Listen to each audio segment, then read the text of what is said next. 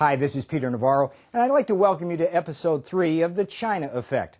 Today, we're going to take a tough, hard look at China's despicable role in the slaughter of pro-democracy protesters in Myanmar, aka Burma. As we shall see in this video, China's role in the Myanmar uprising is a typical blood-for-oil deal that has very disturbing parallels to China's role in the ongoing genocide in Darfur. By way of background, and as I explain in much more detail in my book, The Coming China Wars, one of the most reprehensible things the Chinese government does in international affairs is to regularly trade its veto power at the United Nations for access to oil, natural gas, and other natural resources of rogue nations like Iran, the Sudan, and Zimbabwe.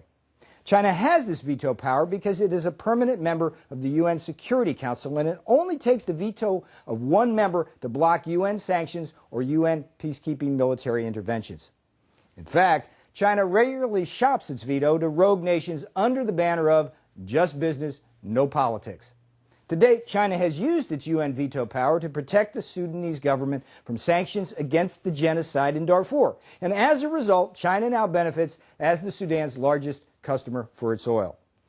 China has also used its veto power to protect the rogue Iranian regime from sanctions related to Iran's quest to develop a nuclear bomb.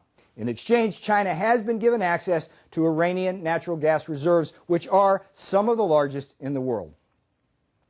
China has even already used its veto power last January to protect the Myanmar military junta from a UN Security Council resolution that would have forced that junta to release political prisoners and cease its assaults on Myanmar's ethnic minorities. Now, as Buddhist monks and other pro-democracy protesters are being slaughtered in the streets, China is once again protecting Myanmar's military junta from UN sanctions. Exactly why China wants to protect the junta is really no secret, and much of the rationale relates to blood-for-oil politics. For starters, China wants to import the lion's share of Myanmar's natural gas reserves, which measure over 500 billion cubic meters. Far more importantly, strategically, China also wants to build a $2 billion oil pipeline from Myanmar's coast on the Bay of Bengal to Chinese Yunnan province. This is a critical project because it would allow China to take delivery of oil from the Middle East without passing through the very narrow Strait of Malacca. This strait is a key choke point that could easily be shut down by the U.S. Navy in time of conflict, say over a Chinese mainland invasion of Taiwan.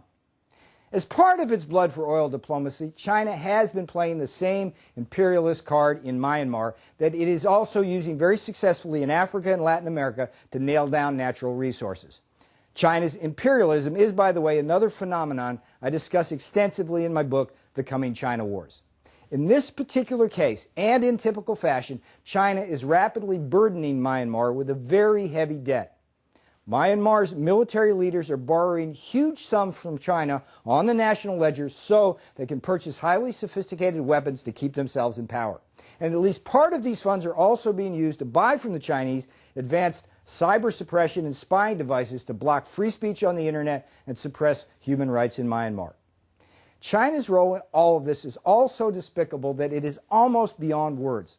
The bottom line of this China effect is that the military butchers of Myanmar will never yield to democratic forces as long as the enablers of Beijing provide these butchers with the weapons and other resources they need to keep the boot to the neck of the Myanmar people.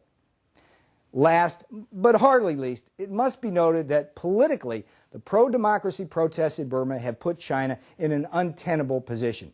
China's hardliners believe they simply cannot afford to condemn Myanmar's military government for its brutal suppression of the demonstrators for fear that such a condemnation would come right back to Chinese soil.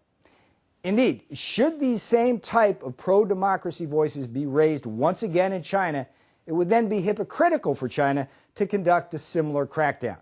Shades of Tiannamen Square.